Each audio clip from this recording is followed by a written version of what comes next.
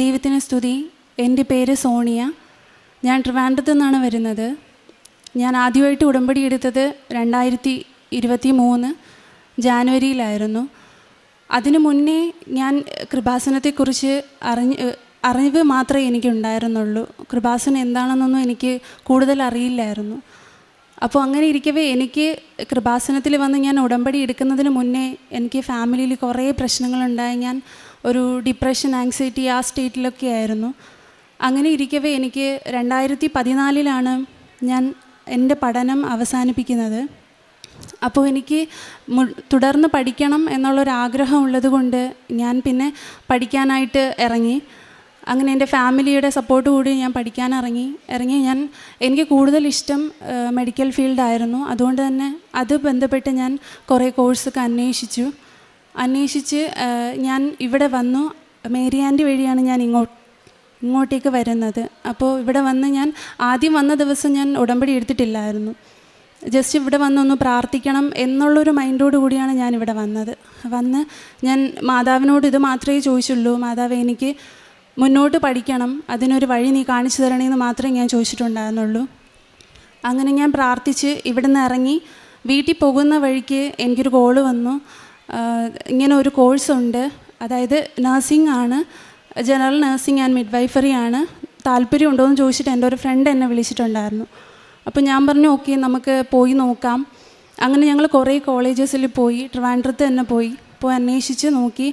അങ്ങനെ ഒരു കോളേജ് എനിക്ക് കിട്ടി. ഞാൻ ആപ്ലിക്കേഷൻ ഇട്ട് 2 ആഴ്ച കഴിഞ്ഞപ്പോൾ അവരെന്നെ ഇൻ്റർവ്യൂവിന് വിളിച്ചു.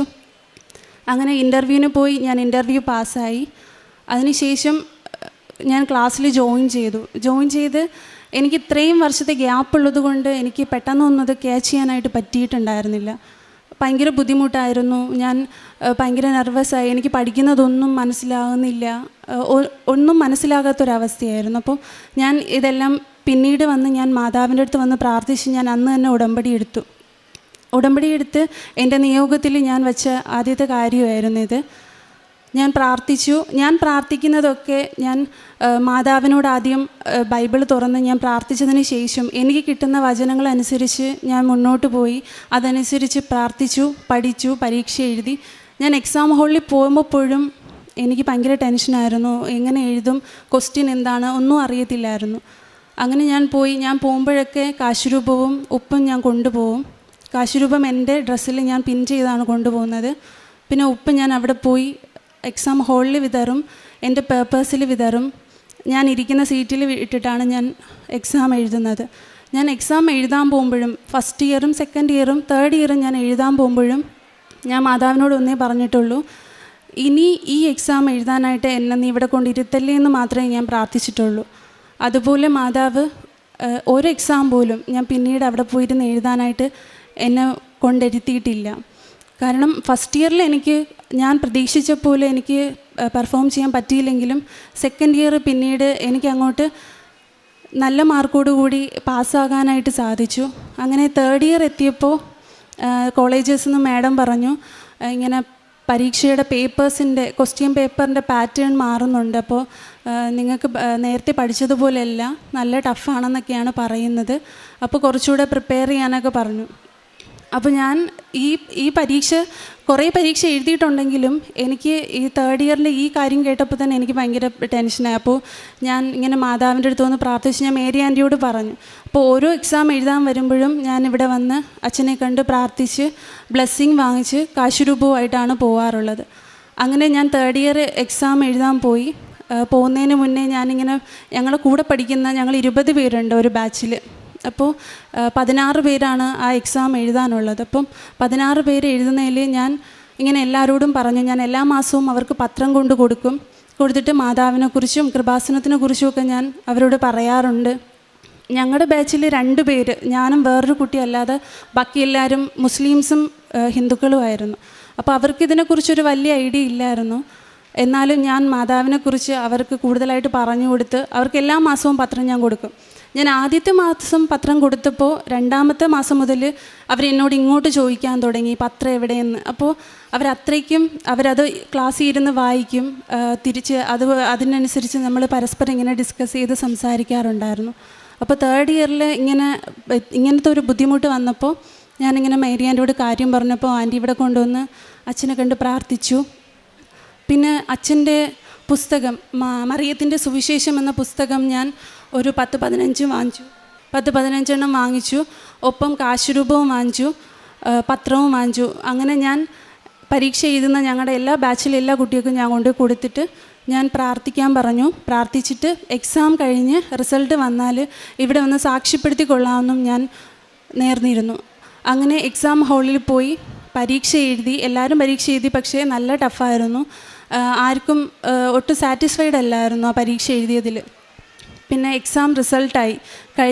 കഴിഞ്ഞ മാസമായിരുന്നു ഞങ്ങൾക്ക് റിസൾട്ട് വന്നിട്ടുണ്ടായിരുന്നത്. റിസൾട്ട് വന്നപ്പോൾ ഞങ്ങൾ ആരും പ്രതീക്ഷിച്ചില്ല. ട്രിവാൻഡ്രത്ത് തന്നെ KNMCയുടെ അണ്ടറിൽ എക്സാം എഴുതിയ കോളേജസിൽ, അതായത് Trivandrum medical college, general hospital, അങ്ങനെ പ്രൈവറ്റ് സെക്ടറിലെ ഇൻസ്റ്റിറ്റ്യൂഷനിലുള്ള കുട്ടികൾ എല്ലാവരും എക്സാം എഴുതിയതിൽ എൻ്റെ കോളേജിൽ മാത്രമാണ് ഫുൾ പാസ്സായത്. മാതാവ് തന്ന എല്ലാ അനുഗ്രഹങ്ങൾക്കും ഞങ്ങളിപ്പോൾ ഈ നിമിഷം 1000 നന്ദി പറയുന്നു. എന്നോടൊപ്പം പഠിച്ചെഴുതി എല്ലാവരും ഒരു ദിവസം മാതാവിനടുത്ത് വന്ന് സാക്ഷ്യപ്പെടുത്തി കൊള്ളാമെന്നും അവരെന്നോട് പറഞ്ഞിട്ടുണ്ട്. രണ്ടാമത്തെ സാക്ഷ്യമെന്ന് പറയുന്നത്, എനിക്ക് കഴിഞ്ഞ ഓഗസ്റ്റിൽ, ഞാൻ തേർഡ് ഇയർ പഠിക്കുമ്പോൾ ഓഗസ്റ്റിൽ എനിക്ക് പെട്ടെന്ന് ഒരു നടുവേദന വന്നു. അപ്പോൾ ഞാനത് കാര്യമാക്കിയില്ല. ഞാൻ കരുതി വല്ല യൂറിൻ ഇൻഫെക്ഷൻ്റെ ആയിരിക്കും എന്ന് കരുതി ഞാനത് കാര്യമാക്കിയില്ല. നാളുകൾ കഴിഞ്ഞപ്പോൾ ഒരു 2 ആഴ്ച വരെ ഞാനത് കൊണ്ട് നടന്നു. എനിക്ക് ഒട്ടും പറ്റാതായപ്പോൾ ഞാൻ ടോട്ടലി ഒരു ബെഡ് റിഡനായി. എനിക്ക് പരസഹായമില്ലാതെ എഴുന്നേൽക്കാൻ പറ്റില്ല, കാല് നിലത്ത് വെച്ച് നടക്കാൻ പറ്റാത്ത അവസ്ഥയിലായിരുന്നപ്പോൾ ഞാനങ്ങനെ ഹോസ്പിറ്റലിൽ പോയപ്പോൾ ഡോക്ടർ പറഞ്ഞത്, MRI എടുത്തിട്ട് പറഞ്ഞത് എനിക്ക് ഡിസ്ക് ബൾജ് ഉണ്ടെന്നാന്ന് പറഞ്ഞു. അപ്പോൾ ഞാൻ ഡോക്ടർ തന്ന ഗുളികയും വാങ്ങിച്ചു. അത് കഴിച്ചിട്ടും എനിക്കൊരു കുറവ് എനിക്ക് തോന്നിയില്ല. അപ്പോൾ എനിക്ക് ഭയങ്കര വിഷമമായിരുന്നു. കാരണം മാതാവിൻ്റെ ജപമാല റാലി വരുന്നുണ്ട്. അപ്പോൾ എനിക്കതിൽ പങ്കെടുക്കാൻ പറ്റുമോ ഇല്ലേ എന്നുള്ള ഒരു വിഷമം ഉണ്ടായിരുന്നു. അങ്ങനെ ഞാൻ മാതാവിനോട് പ്രാർത്ഥിച്ചു. എൻ്റെ നിയോഗത്തിൽ ഞാൻ എൻ്റെ ഈ പ്രശ്നം വെച്ചു പ്രാർത്ഥിച്ചു. എല്ലാ ദിവസവും ഞാൻ എൻ്റെ ജപമാലയിൽ ഈ മാതാവിൻ്റെ നേർച്ച തൈലം എടുത്ത് തേച്ച് ഞാൻ പ്രാർത്ഥിച്ചു. ഉടമ്പടി തൈലം എടുത്ത് ഞാൻ പ്രാർത്ഥിച്ചതിന് ശേഷം ഞാൻ അന്ന് ജപമാല റാലിയുടെ അന്ന് ഞാൻ വന്നു. വീട്ടിൽ നിന്ന് ഇറങ്ങി ഇവിടെ വന്നു. ജപമാല റാലി കഴിഞ്ഞ് ഞാൻ വീട്ടിൽ ചെല്ലുന്നവരെ എനിക്ക് നടുവേദന എന്താന്ന് പോലും വന്നിട്ടില്ല. കാരണം ഞാൻ നടക്കുന്നതിൻ്റെ ആ ഒരു കാലിൻ്റെ ഒരു കഴുപ്പ് മാത്രമല്ലാതെ വേറെ ഒരു വേദനയും, നടുവിലോട്ട് ഒരു വേദനയും ഞാൻ അന്ന് അനുഭവിച്ചില്ല. എനിക്ക് ഒട്ടും വിശ്വസിക്കാൻ പറ്റിയിരുന്നില്ല മാതാവ് എന്നിലൂടെ ഇത്രയും അത്ഭുതം പ്രവർത്തിക്കുമെന്ന്. മാതാവിനും ഈശോയ്ക്കും 1000 നന്ദി ഞാൻ അറിയിക്കുന്നു. മൂന്നാമത്തെ എൻ്റെ സാക്ഷ്യം എന്ന് പറയുന്നത്, ഞാൻ കോളേജിൽ പോകുന്ന വഴിക്ക് എനിക്ക് രാവിലെ ഞാൻ 6:30ക്കാണ് കോളേജിൽ പോകുന്നത്. അപ്പോൾ എനിക്ക് പ്രത്യക്ഷീകരണ പ്രാർത്ഥന എനിക്ക് കറക്റ്റ് സമയത്ത് ചൊല്ലാൻ പറ്റാറില്ലായിരുന്നു. ഞാനൊരു 6 മണിക്കൊക്കെയാണ് ചൊല്ലുന്നത്. അപ്പോൾ പ്രതീക്ഷീകരണ പ്രാർത്ഥന പക്ഷേ ഞാൻ മുടക്കാറില്ല. ഞാൻ എല്ലാ ദിവസവും രാവിലെയും വൈകുന്നേരവും പ്രാർത്ഥിച്ചിട്ട് തന്നെയാണ് ഈ കിടക്കുന്നത്. അപ്പോൾ അങ്ങനെ പ്രാർത്ഥിച്ചുകൊണ്ടിരിക്കുമ്പോൾ പ്രാർത്ഥിച്ചു കഴിഞ്ഞ് ഞാൻ കോളേജിൽ പോകുന്ന വഴിക്കാണ് അച്ഛൻ്റെ ധ്യാനവും പിന്നെ ഡെയിലി ബ്രെഡും കാണുന്നത്. ആ ഡെയിലി ബ്രെഡിൽ ഞാൻ എന്താണോ എൻ്റെ മനസ്സിൽ എൻ്റെ ആവശ്യം അതെല്ലാം മാതാവ് അച്ഛനിലൂടെ എനിക്ക് പറഞ്ഞു തന്നിട്ടുണ്ടായിരുന്നു. ഞാൻ എന്താണോ എൻ്റെ ഇപ്പോഴത്തെ കറണ്ട് സിറ്റുവേഷൻ, എന്നാണ് ഞാൻ എൻ്റെ വിഷമം എന്നുള്ളത്, ഞാൻ ആ ഡെയിലി ബ്രെഡ് കാണുമ്പോൾ എനിക്ക് അതിനൊരു സൊല്യൂഷൻ കിട്ടാറുണ്ടായിരുന്നു. അതെനിക്ക് വലിയ ഒരു ആശ്വാസമായിരുന്നു. ഞാൻ ഈ ഡെയിലി ബ്രെഡും മാതാവിൻ്റെ അച്ഛനോടുള്ള ഈ ധ്യാനവും ഞാൻ എൻ്റെ ഫ്രണ്ട്സിനും എനിക്കറിയാവുന്ന എല്ലാവർക്കും ഞാൻ എല്ലാ ദിവസവും ഷെയർ ചെയ്ത് കൊടുക്കും. അവരോട് മാതാവിനെക്കുറിച്ച് സംസാരിക്കാറുണ്ട്. അതിനുശേഷം ഞാൻ അച്ഛൻ ഒരു ദിവസം ഡെയിലി ബ്രെഡിൽ ഇങ്ങനെ പറയുന്നുണ്ടായിരുന്നു, 5:30ക്കുള്ള ആ ഒരു പ്രത്യക്ഷീകരണ പ്രാർത്ഥന നിങ്ങൾ 5:30 തന്നെ ചൊല്ലണം, അതാണ് ടൈമിംഗ് എന്ന് പറഞ്ഞ് അച്ഛൻ ഒരു ഡെയിലി ബ്രെഡിൽ ഇങ്ങനെ പറയുന്നത് ഞാൻ കേട്ടായിരുന്നു.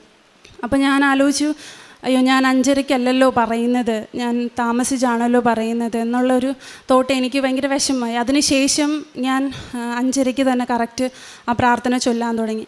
ഞാൻ ഇത് കേൾക്കുന്നതിന് മുന്നേ എൻ്റെ വീട്ടിൽ ഞങ്ങളൊരു പുതിയ വീട് വാങ്ങണം എന്നുള്ളൊരു ചിന്തയിൽ ഞങ്ങളിങ്ങനെ കുറേ അന്വേഷിച്ച് നടക്കുമ്പോൾ ഒരു ഏജൻറ്റ് വഴി ഞങ്ങൾ അന്വേഷിച്ച് നടക്കുമായിരുന്നു. അപ്പം അങ്ങനെ ഒരു വീട് ഞങ്ങൾക്ക് ആ പ്രാർത്ഥന ചൊല്ലി ഒരു 2-3 ദിവസം കഴിഞ്ഞപ്പോഴേക്കും കറക്റ്റ് ഞങ്ങൾക്ക് ആ വീട് ആ ഏജൻറ്റ് പറഞ്ഞു തന്നു. ഞങ്ങളുടെ താമസിക്കുന്നതിന് തൊട്ട് കുറച്ചടുത്ത് തന്നെയായിരുന്നു വീട്. അങ്ങനെ ഒരു 10 ദിവസത്തിലാണ് ആ ഒരു വീടിൻ്റെ കാര്യം ഞങ്ങൾ ഒട്ടും പ്രതീക്ഷിക്കാതെ ഞങ്ങൾക്കൊരു വീട് എന്നൊരു സ്വപ്നം അവിടെ വന്നത്. ആ 10 ദിവസവും ഞങ്ങൾക്ക് 10 തരത്തിലുള്ള പ്രശ്നങ്ങളുണ്ടായി. പലതരത്തിലും വീട് വാങ്ങേണ്ട തടസ്സങ്ങളൊക്കെ ഒരുപാടുണ്ടായി. അതെല്ലാം മാതാവ് നിഷ്പ്രയാസം എടുത്തു മാറ്റി. ഇപ്പോൾ അടുത്ത ആഴ്ച ഞങ്ങളുടെ വീടിൻ്റെ എഗ്രിമെൻറ്റ് വച്ചേക്കുവാണ്. ഇത്രയും അനുഗ്രഹം തന്ന മാതാവിനും ഈശോയ്ക്കും 1000 നന്ദി. എന്നെക്കൊണ്ട് കഴിയുന്ന എല്ലാ കാര്യങ്ങളും, മാതാവിനെ മറ്റുള്ളവരിലേക്ക് എത്തിക്കാൻ എന്നെക്കൊണ്ട് സാധിക്കുന്ന എല്ലാ കാര്യങ്ങളും ഞാൻ ചെയ്തിട്ടുണ്ട്. ഇനിയും മരണം വരെ ഞാനും എൻ്റെ കുടുംബവും മാതാവിൻ്റെ ഉടമ്പടിയിൽ തന്നെ ജീവിക്കാനാണ് ആഗ്രഹിക്കുന്നത്. എൻ്റെ പ്രേക്ഷിത പ്രവർത്തനം എന്ന് പറയുന്നത് എനിക്ക് കഴിയുന്ന രീതിയിൽ ഞാൻ പത്രങ്ങൾ വാങ്ങിച്ച് എൻ്റെ കൂടെയുള്ളവർക്കും, ഞാൻ ഹോസ്പിറ്റലിൽ ഡ്യൂട്ടിക്ക് പോകുമ്പം അവിടുത്തെ രോഗികൾക്ക് ഞാൻ കൊടുക്കാറുണ്ട്. പിന്നെ കാശുരൂപം അവിടുത്തെ രോഗികൾക്ക് ഞാൻ കൊടുത്ത് അവർക്ക് വേണ്ടി പ്രാർത്ഥിക്കാറുണ്ട്. എൻ്റെ നിയോഗത്തിലും അത് തന്നെയാണ് ഞാൻ വച്ചിരിക്കുന്നത്. പിന്നെ എൻ്റെ അവരെ എനിക്ക് മാതാവിലോട്ട് എത്തിക്കാനായിട്ട് എന്നെ മാതാവ് ഇടയാക്കി. എപ്പോഴും ഞാൻ പ്രാർത്ഥിക്കുന്ന ഒരേ ഒരു കാര്യമേ ഉള്ളൂ, മാതാവേ അമ്മയുടെ പ്രത്യക്ഷീകരണത്തിൻ്റെ സാക്ഷിയാക്കി എന്നെ മാറ്റണമെന്ന് മാത്രമേ പ്രാർത്ഥിച്ചിട്ടുള്ളൂ. ഇതൊന്നും എൻ്റെ കഴിവ് കൊണ്ടല്ല, ഞാൻ അതിന് ഡിസേർവ്ഡ് ആണോ എന്ന് പോലും എനിക്കറിയില്ല. പക്ഷേ മാതാവ്, എനിക്കറിയില്ല എത്രത്തോളം എന്നെ ഇങ്ങനെ നിലനിർത്തിക്കൊണ്ട് പോകുന്നെന്ന്. അതിനെല്ലാത്തിനും മാതാവിന് 1000 നന്ദി. പിന്നെ ഞാൻ എല്ലാ മാസവും പത്രം എടുക്കാറുണ്ട്. ഒരു പത്രം ഒരു കെട്ട് ഞാൻ എൻ്റെ കൂടെയുള്ളവർക്ക് കൊടുക്കുമെങ്കിലും ബാക്കിയുള്ളതെല്ലാം മേരി ആൻറ്റി വഴി മറ്റ് സ്റ്റേറ്റിലോട്ടാണ് ഞാൻ പത്രങ്ങൾ വിതരണം ചെയ്യുന്നത്. ഇതെല്ലാം നടത്തി തന്ന മാതാവിനും ഈശോയ്ക്കും 1000 നന്ദി ഞാൻ പറയുന്നു. 115-ാം സങ്കീർത്തനം 12-ാം തിരുവചനം. കർത്താവിന് നമ്മെക്കുറിച്ച് വിചാരമുണ്ട്, അവിടുന്ന് നമ്മെ അനുഗ്രഹിക്കും. അവിടുന്ന് ഇസ്രായേൽ ഭവനത്തെ ആശീർവദിക്കും, അഹറോൻ്റെ ഭവനത്തെ അനുഗ്രഹിക്കും. സോണിയ എന്ന ഈ മകളുടെ പ്രത്യക്ഷീകരണ സാക്ഷ്യത്തിൽ നമുക്ക് മനസ്സിലാകുന്നത്, സോണിയ ഏജ് ഓവറായിട്ട് തനിക്ക് ഒട്ടും തന്നെ പഠനം സാധ്യമല്ല എന്ന് ഉറപ്പുള്ള ഒരു സമയത്താണ് ഇവിടെ വന്ന് ഇനി എന്ത് എന്നുള്ളൊരു ആശങ്കയിൽ വെറുതെ പ്രാർത്ഥിച്ചു പോകാം, എനിക്കെന്തെങ്കിലും ഒരു വഴി എൻ്റെ ജീവിതത്തിൽ കാണിച്ചു തരുമെന്നുള്ളൊരാഗ്രഹത്തിൽ ഇവിടെ വന്ന് വെറുതെ പ്രാർത്ഥിച്ചു പോയതാണ്. പ്രാർത്ഥിച്ചു പോകുന്ന വഴിക്കാണ് മോൾക്ക് നേഴ്സിങ്ങിനുള്ള ഒരു സാധ്യതയുടെ ഒരു കോൾ വരുന്നത്.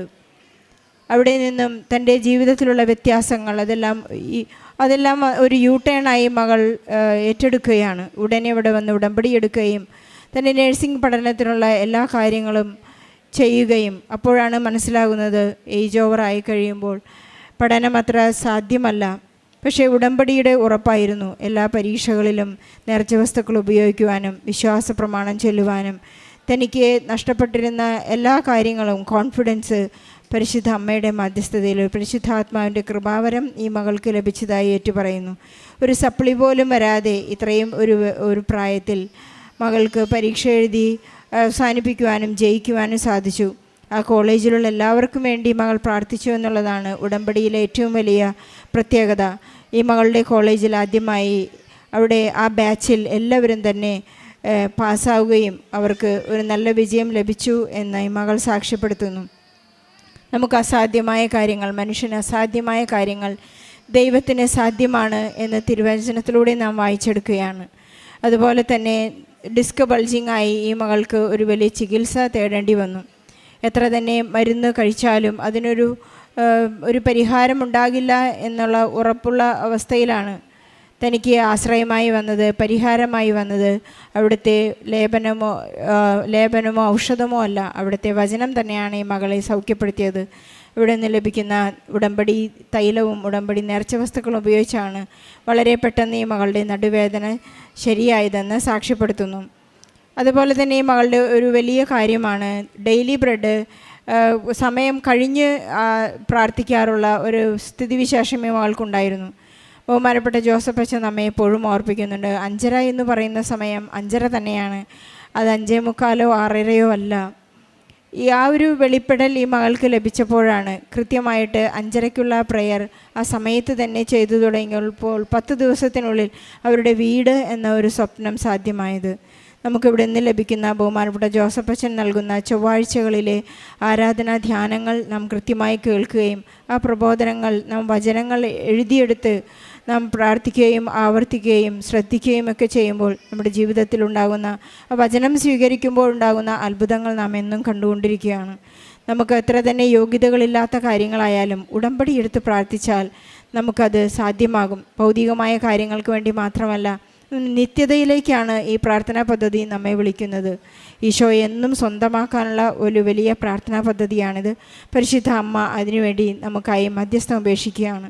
നമുക്കെല്ലാവരും നമ്മുടെ എല്ലാ നിയോഗങ്ങളെയും ഈ സാക്ഷ്യത്തോട് ചേർത്ത് വെച്ചുകൊണ്ട് ഈശോയ്ക്കും പരിശുദ്ധ അമ്മയ്ക്കും നല്ലൊരു കയ്യടി നൽകി സോണിയയുടെ സാക്ഷ്യം നമുക്ക് സമർപ്പിക്കാം. അത്യപൂർവ ദൈവാനുഭവങ്ങൾ ഇനി നിങ്ങൾക്കും സ്വന്തം. ഈ യൂട്യൂബ് ചാനൽ ഇതുവരെ സബ്സ്ക്രൈബ് ചെയ്തിട്ടില്ലെങ്കിൽ ഇപ്പോൾ തന്നെ സബ്സ്ക്രൈബ് ചെയ്യുക. ഈ വീഡിയോ ഇപ്പോൾ തന്നെ നിങ്ങളുടെ സുഹൃത്തുക്കൾക്ക് ഷെയർ ചെയ്തുകൊണ്ട് കർത്താവിൻ്റെ പ്രേക്ഷിതരാകുക.